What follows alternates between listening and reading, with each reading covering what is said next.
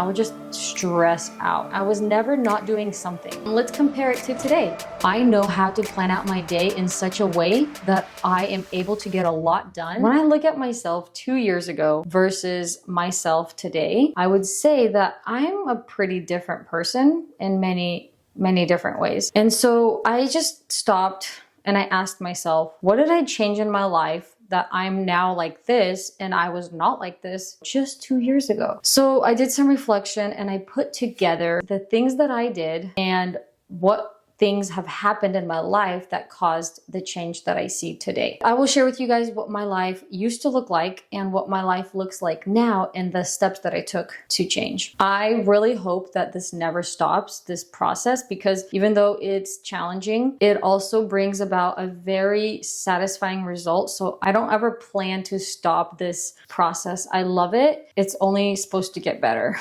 This could be an inspiration to help them believe that you are capable of more. And it's possible to get from your situation to the dream you that you are wishing or hoping for. Just to make any change in your life, it's possible. What my life used to look like. Whew, you guys ready? Okay, so let me give a quick overview. I am married and now I have 2 kids, but 2 years ago I had 1 kid and I was pregnant. So I didn't cook much for my family. Sad to say, yeah, because we just went out a lot and it became such a regular lifestyle for us that I didn't feel like putting in the effort, because whenever I did cook, it felt like it was just too much effort. It felt wasteful to me or something.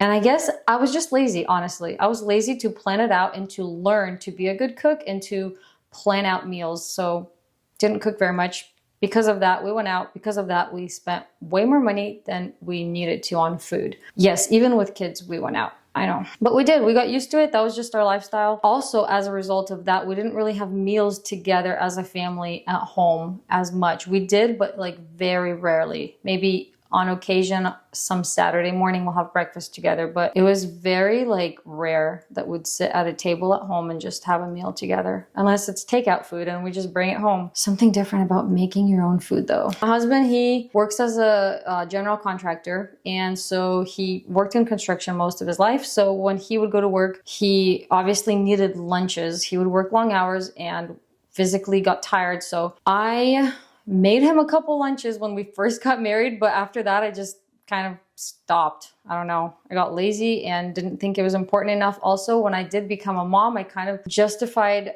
not making his lunches because I was so busy. I was already doing so much and I was taking care of my daughter and I was pregnant, and like all of these reasons why I thought making him lunch was like a waste of my time, and he's an adult, so he should be able to figure it out himself. That was my reasoning back then. My daughter's bedtime was kind of weird because she would go to bed when we would go to bed, and sometimes we go to bed late. And so her bedtime routine was just like whenever we go, she would go. There's no structure there for kids, and kids need structure. So that was bad. I loved the idea of hosting. It sounded awesome. And I always thought one day I'm gonna host all the time and host big parties and stuff. But every time we did invite someone over, I was very stressed out, and I would kind of go into this like panic mode in my mind. Like if someone's coming over for dinner or if we're planning to invite family, I would just stress out way more than anyone ever should. I don't know why. My mind just took me there. It was weird. I overloaded myself. I don't know what it was, you guys. It was weird. I was a busybody. I was always doing something. I was never not doing something. So I wouldn't say I'm just sitting around all day. I was raising my child. I was cleaning, doing laundry, picking things up all day, doing chores, paying bills, running errands. And I always felt busy, but never like fully productive. Rewind. I started my YouTube channel in 2019, got super excited about it, and then I kind of like dropped it and didn't invest into it at all. And so in the back of my mind, I always felt like that's something I should pursue, but I was not, because I was kind of making these excuses like, well, I'm putting my kids first and that's more important. So I would kind of put that off, but all my day I'm like busy, but almost have nothing to show for my busyness, except my house is clean and I'm raising kids, which is important. But still, something just felt empty. Something felt like not fulfilled. And I couldn't really understand. And it wasn't even that I didn't want to pay the price for it. I just didn't know where to start or how to change. That was I think that was my biggest problem. I didn't know where to start. Time management. Yeah, sucked at that because like I said, all I did was just run around, take things and place it from place to place. That's what I would do, just clean all day. If I would pick something up, put it in the right place, and then in that corner, I would find something else that needs to be put away. I didn't know how to put important things first. I was distracted by little things, unimportant things all the time. So from the outside though, when people looked at me, I think that what they would see is like, wow, because I used to wake up early. I loved getting up in the morning. I'd have my coffee, my Bible reading, and do a workout or some stretches, and that was my morning routine. My morning routine now looks different. It has evolved. So what I'm trying to say is like from the outside, what people would see is like, wow, you're such a morning person. You must get so much done. You're such a productive go-getter. But in my heart, deep down, I didn't feel satisfied or good about the way I was living my days. Even though I did get up early, I still didn't feel like I was fulfilling my calling or whatever you want to call it. So yeah, that was what my life used to look like. Let's compare it to today. Today, I cook for my family and it's not a burden anymore. Because of that, we don't go out as much. Because of that, we're saving on going out. We're saving money. So that's cool. Then guess what happened? We're having meals together as a family at the table. But again, I had to teach myself and figure out a way to actually sit down at a table together and have a meal together, because even though I was cooking at home at first, it was a little bit distracting because I would make a meal and I would put it on everyone's plate and like pass it around the table. But by the time I like put my plate together and sit down, everyone else was ready and like bouncing off the walls. I was like, what is happening? I wanted to eat together and then I'm sitting and Slav's on his phone and kids are like running around. So I was like, oh, I gotta figure this out. So I actually found a way to put the food on the table for all of us. And I would actually call my family when I'm ready to sit down and then we sit and have a meal together. So that's what started happening. It is amazing. It's one of the biggest benefits I've seen in my family, in our relationship, and just yeah, it's been awesome. I also think that this was a childhood heartache because as my family, when we were growing up, I don't remember a time of our family, just our family sitting down and having a meal together. I honestly don't remember unless it's a special occasion. And even then we would have a bunch of relatives and it was not really focused around just our family. So I do remember growing up thinking, man, why don't we eat together as a family? Because my friends had that. And I didn't have that. And I felt like it was missing. And so in my family, I wanted to have that. So I finally found a way to make it happen. And it's on a regular basis now. It's amazing. I make my husband lunch before he goes to work. I also make my daughter's lunch because she goes to school. And we have breakfast together every single morning around the table. Slav made us breakfast today. And it's super yummy. It's just a toast with some egg and cheese and butter. So delicious. Usually I make breakfast, but today Slav made breakfast. And then dinners we also have, with some exceptions if Slav's working late or something like that. But most days we have meals at least twice a day together as a whole family around the table. Now I have 2 kids. The kids have a bedtime routine. So we start about our bed routine at 7:30. Kids are usually in bed by 8:30ish. It sometimes takes an hour just to get in bed. Yes, with kids, yeah. But it's not like 10 p.m., you know? What a big difference. And that leaves us with some evening time of quietness and just like, I can relax. I can reflect on my day. I could drink some tea. I could watch something. I could plan my next day. I could read a book, whatever. Like, it's just amazing how much that changed. I started to host in my new house. It's not even done remodeled. I just remember writing that down and making it like a priority. Like, this is my goal. I want to be able to host 20 people in my house, unafraid, and just go for it. And so I did. And I've already hosted multiple large groups, like over 20 people with random guests that would show up. I'm not stressed out. It does not stress me out. I've hosted our neighbors to the right. I've hosted our neighbors to the left, had them for dinner. Complete strangers, got to know them. I enjoyed my time. We had an amazing connection. great dinner, and I was just very relaxed. I can have people over now.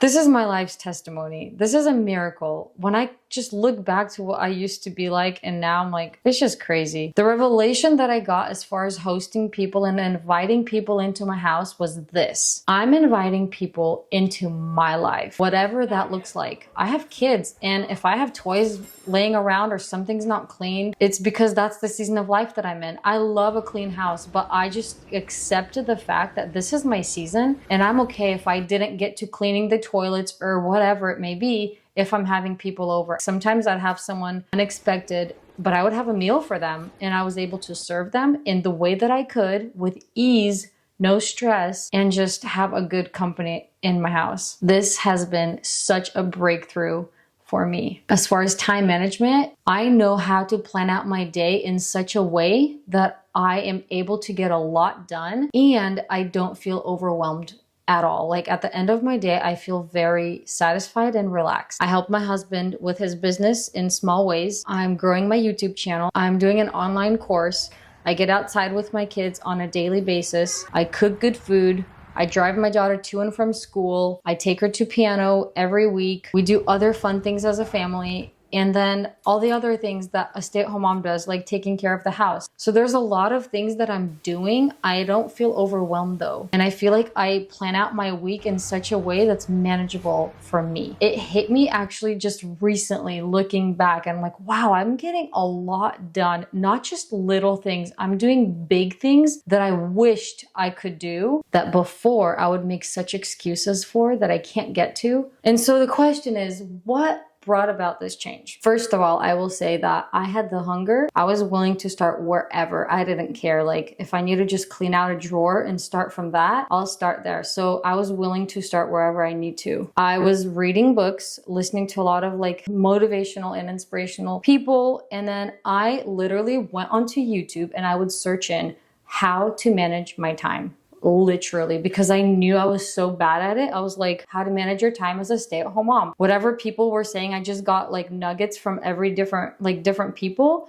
and I would just start applying whatever I could, however I could. Every single area that I wanted change in, I addressed it and I wrote it down. And that's where your journal comes in super handy. I use my journal in so many different ways, and you can get super creative. I have a gazillion ways that you can use your journal to your advantage for improving in any area of your life. But one example I wanted to share with you guys, at the top of the journal, write the date and then write what I did not like about today. And this is going to be a list of the things that you know you had control over that day. For example, I snacked way too much, I left to work late, or I left to my kids' school late, or whatever happened that day that you are not proud of and you wish you could have done different, write that down. On the brand new page, you're gonna write what I liked about today. And again, this is gonna be the list of things that you were in control of, that you are happy that you did, things that you accomplished in that day that you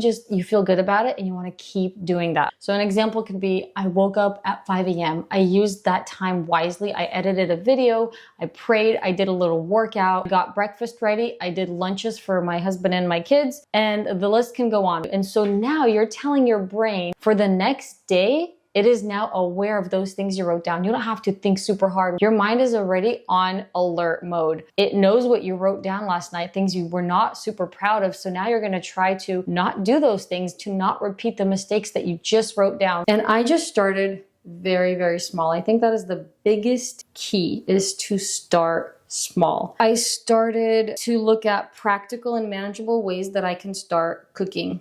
I looked up easy recipes. How many times can I cook that's going to be sustainable? I started out with like once a week. I just started to make meals as I could. And with time, I got better, faster. I started to remember recipes, and it just got easier with time. Like as you practice, you kind of find your way and you get better. I'm gonna learn, not because I want to impress anyone or because I want to prove anything to anyone. I wanted to do it for myself. I wanted to feel fulfilled. Like I'm doing the thing that God called me to do, and I'm doing it well. So when I analyzed my life and saw that I'm not doing that thing well, I was willing to start at the very bottom entry level, and it's like basically Googling a simple recipe. I also started to do little decluttering throughout my house on a weekly basis. I would just gather things into like a grocery bag and just donate it, because I knew that if I had less stuff in my house and less things to have to manage, my life would just become organized, more simple,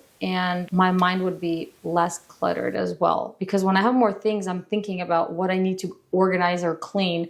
But the less things I have, the less things I'm thinking about. And then I started to figure out home systems. For example, like laundry days, errands. Like if I'm gonna do errands, kind of put groceries and everything that's outside of the house, put it in one day. So I'm not going every day to the store or something. Daily routines with kids. What's a good routine that we're gonna be consistent in? Like we go outside, Elizabeth has her nap at a certain time. Ava goes to school. I know what needs to get done while she's in school. So just like figuring out my home systems and how I can run the household well. I also had a really cool moment where a friend of mine came over. She's a full-time missionary in Poland, and she is a mom of 2 kids as well. And so she came over one day and we just spent all day talking. She was telling me about her life, how much it's changed. There's one thing that she talked about, and it's called value system. I wanted to include her in this video so that she can explain to you guys how powerful a value system is and what it is. It changed my life. So here we go. If you want to have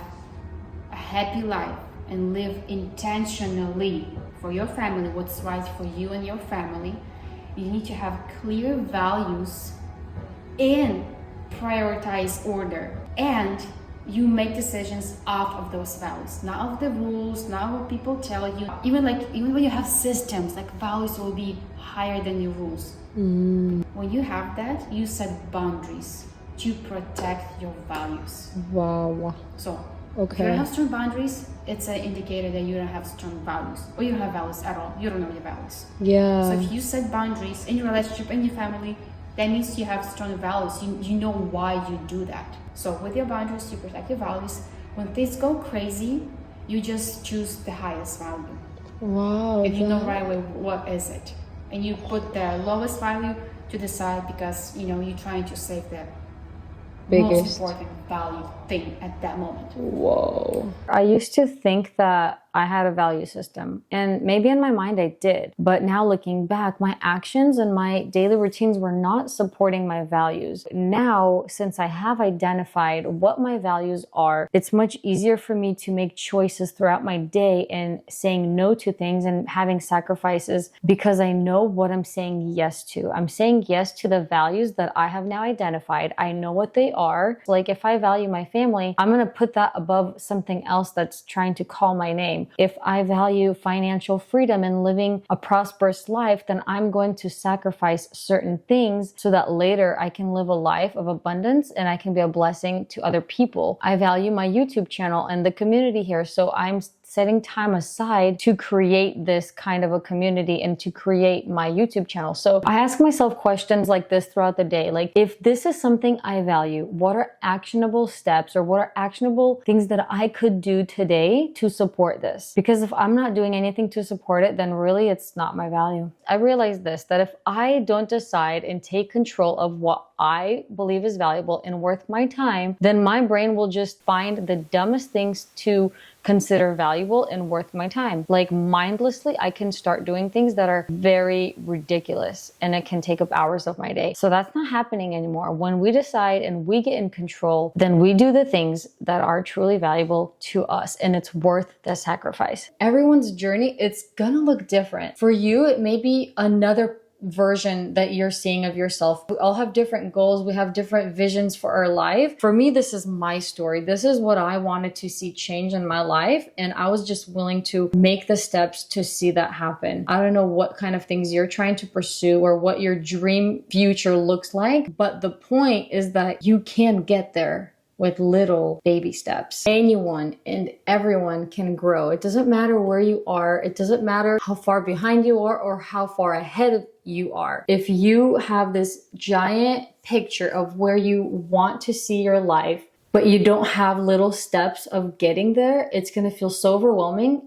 and you're never going to start. So being willing to just start in a humble beginning and just admit, okay, yeah, I suck at this. I need to just get better. How can I get better? Remember that every single skill, it's learnable. And how silly is this? I wanted to get recognition for my hard work.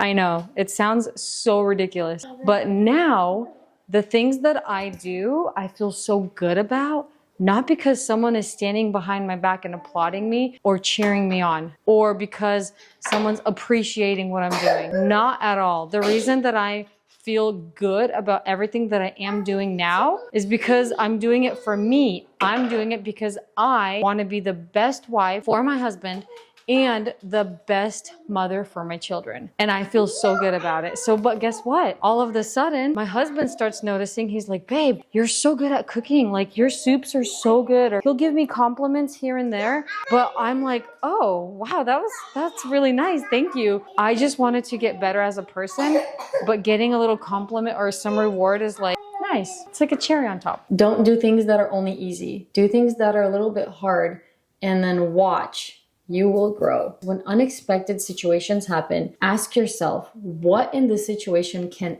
I control? And what can I do differently? Even though something overwhelming happened or something that I can't control, but what can I control? Because there's always something we can control. Even if someone ties our hands and feet and tapes our mouth, you know what we can control? Our attitude, our mind. No one can control that. So even if you take it that far, think about it. No one can really control what you're choosing to feel inside and what you're choosing to think with your mind. And that is powerful. Let me know in the comments, what season of life are you in? Are you a stay-at-home mom? Are you a stay-at-home mom but working? Are you a full-time working mom? And what kind of improvements are you willing to make looking forward? I would love to know. If you enjoyed this video, you're definitely going to enjoy the video that I posted on my 4 productivity tools that I use today as a stay-at-home mom. So just click on the screen and be sure to check it out.